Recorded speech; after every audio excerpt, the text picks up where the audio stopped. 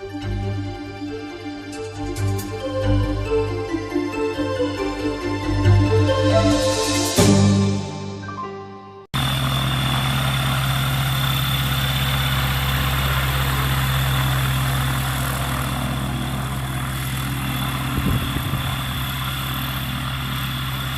right, we are here at Sebring, and we wanted to come and look at an aircraft that I've been aware of because I've admired this particular gyroplane in Europe for a few years, but we haven't seen much or hardly any of it in the United States. Obviously, that's different now because there's quite a little collection of it here. I'm Dan Johnson. I'm talking with Chris Lord, who is the new representative of the ELA Gyro Company. Chris, I want you to tell me just a couple of words about your company to get the name established for people. Sure. So then I want you to talk a little bit about ELA in Spain. Sounds excellent, Dan. My company is called Picteo Aerospace. We kind of changed our website to Gyroplane Guy because most people recognize me as the Gyroplane Guy. We're located here in Sebring. We used to be in Illinois, moved down here where the weather's nice. Okay, where were you in Illinois? Northwest corner, Galena, Illinois. Galena, I know that. I used to be a Chicago guy. So. There you go. Yeah, and the weather up there as well, it's not as good as it is here. It's not as easy to fly every day as it is here. We'll definitely give you that one. Yeah, you got some great summer months, but then there's those other months. Yeah, we definitely get the seasons. So that's our company. We just moved down here a couple weeks ago, set up shop here. We'll be importing the ELAs here and looking to do a build assist center, training here, all the other things that go with that as well. Now, when you say here, you mean here. Here, right right on this airport. Sebring. Yes, all sir. Right, so yes, sir. We're just set up here with a commercial hangar, so we have 4,500 square foot, great training facility, and a good place to build machines. Yeah. All right, so you're going to be right here at Sebring with, and say the name of your company, Picteo, did you say? Picteo Aerospace. Where does the name Picteo come from? I got to ask. Well, I started to get into gyroplanes because of LiDAR, actually. So I started the company Picteo, which was picture, and it was a made-up word, so I wanted people to ask what it was. And then it kind of became well, a it curse. Obviously works. It works, but it kind of became a curse because nobody can spell it. So well, there you go. And then we did Picteo Aerospace, who actually owns the aircraft and does the training. And then, okay. And then switched to gyroplaneguy.com because that's easier. Yeah, let's talk a little bit about ELA, which is a Spanish company, and fill in some blanks for me. Yep, ELA has been in business for 20 years. They've manufactured gyroplanes for 20 years, actually, so they are one of the older gyroplane manufacturers in the world. They do have a location in Spain. It's in Cordoba. They have their own private runway that they use there. It's actually a public runway, but they're really the only ones that utilize it there. So great facility, about 30 employees there. Okay. They can produce quite a few machines out of there. The Eclipse, they can do one every 4 days. That's the one we're sitting in here. That's the one we're sitting in currently. It was called the E10 or ELA10, I guess. Yep. But Eclipse is the memorable name of it. Yes, exactly. The Eclipse 10 is what we're sitting in currently. They also have the other models as well. They have a tandem open, two of them actually, the 07S and the 07.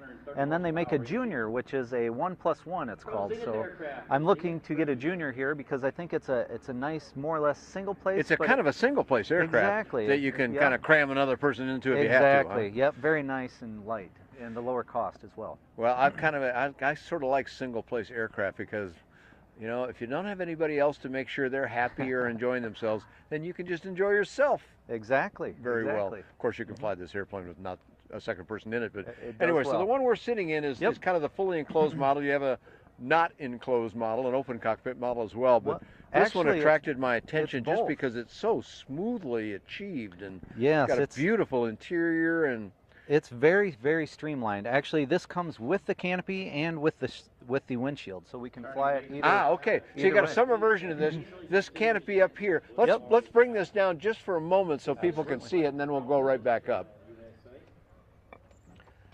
And they can still hear us very well in here, but I want to observe. I'm kind of putting my hand above my hat here that you can't see, but I've probably got, 5 or more inches in there above my head. I'm about average height, so they can see me you could accommodate quite a large person back here. Yeah, it's actually, wide and it's comfortable. This has a lot of room in it.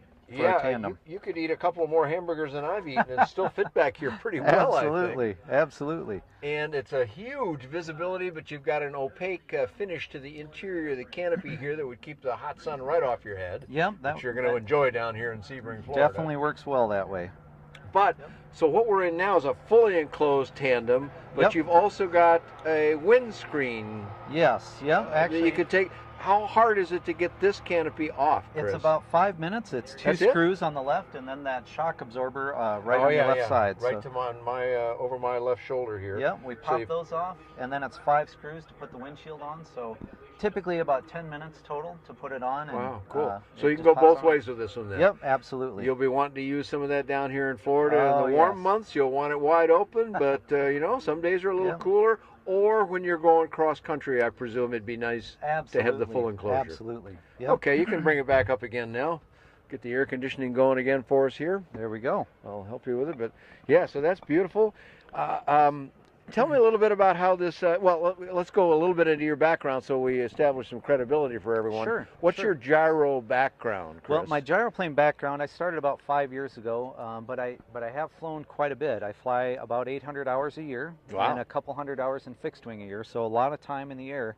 Gyroplanes, I've flown 24 different yeah, models. that's a lot now. of hours. Most It's- pilots can appreciate It's that. a lot of Doing some hours. flying. It definitely helps with comfortable seats. So I'm a CFI, commercial, and I'm also an examiner to the highest level. I have the contract to train the FAA in gyroplanes. I've been doing Huh? that for 4 years now. Have you now? Okay, And that's I was cool. a test pilot for gyrocopter, and I've also flown the other jump takeoff, the air and space, and a few other gyros as well. Oh, wow. Okay, so there's some real solid credentials. The gyrocopter, if people don't know what that is, a very sort of high-end experimental thing that was going real fast and whatnot. That Very you had much. done some flying in that by itself should suggest you probably know what's going on with this spinny wing thing. Yeah, I think I'm almost getting there where I figured it out. Almost. So describe for us a little bit. We've done a few videos on gyros before, but a lot of folks are looking with great intrigue at these, but kind of go, well, you know, I've flown fixed wing my whole life. The wing goes around in circles here. I'm sure it's like flying a helicopter or something. I don't know if I can do that. I know what they're saying because I felt that way myself. My experience at flying one was, well, not that way at all. But tell Certainly. me from a professional's view what it's like to make the transition. Certainly. Well, the biggest thing that people ask, the rotor is actually non-powered. So it's kind of like a maple seed. As it goes through the air, it spins itself up. This rotor, we have a pre-rotation system on this model that'll spin to 300 rotor RPM. After we spin that high, we completely disengage. We're dragging the rotor through the air, and the rotor will spin whatever it needs to spin to lift whatever it needs to lift. After that, we're in complete auto rotation from the second we leave the ground until the second we land. So with that, we can do some things that other aircraft can't. We actually don't have a stall, because if we have altitude, we can descend. We still have air going through the rotor like a parachute. Or if we're moving forward, air is still going through the rotor. So regardless of what we do, we can stop, we can back up, we can vertically descend, we can go forward. We can cruise in this guy about 115 to 120 miles an hour. So Is that right? relatively fast. That's a pretty in this fast guy. cruise, yeah. Very Most much people so. think these are kind of slow. Yeah, this guy, I've actually done some cross countries, flew it from Illinois down to West Palm Beach down here, brought it to Sebring, and I just sold it to a guy in Albuquerque, New Mexico. So a lot of So cross you're going to country get some in this flying guy. in this guy. Absolutely, Okay. absolutely. Let's say a 1,000-hour fixed wing pilot, ready to learn, but experienced only in fixed wing, comes to you and says, what's it going to take me to learn how to fly this thing, Chris? What would you tell them? Most of the people, depending on their skills, most of them can transition in about 10 hours to the sport pilot level. Okay. The biggest transition is our rotor. So until our rotor is creating lift, we don't have a wing. That's the biggest difference for that. Flying, they do quite well. They don't understand that we don't have a stall, so zero airspeed is, you know, that's a tummy tickler It right seems there. fearsome, but it's Exactly. not but so fearsome. once they understand we're able to do that, not a big deal at all. For the sport pilot level, it's a very easy transition, typically 10 hours again, and then a second CFI can do the proficiency check ride. Okay. So not even the need of an examiner like myself. All right, so you're going to do that right down here. You're going to sell the product out of here, I understand. Absolutely, but particular training airport we're on, but is you're our going to do key training as well. Absolutely. Okay, so Yep. it's a nice place to come. You know, most of the year it says weather that the rest of the country envies. Yes. And you can operate all year long here. Yep. You'll probably want to use some summer windscreen in those hotter months, but you've got that as well, so people can come down here and get training from you. Yeah. You go to shows and whatnot. How often are you going to be able to do training? All the time, actually. So we have You a got team some other of people. instructors and yeah, stuff? Yeah, we're bringing up some new instructors as well. But we have food on site here, great restaurant. We have a hotel on site, so everything is kind of surrounding this area.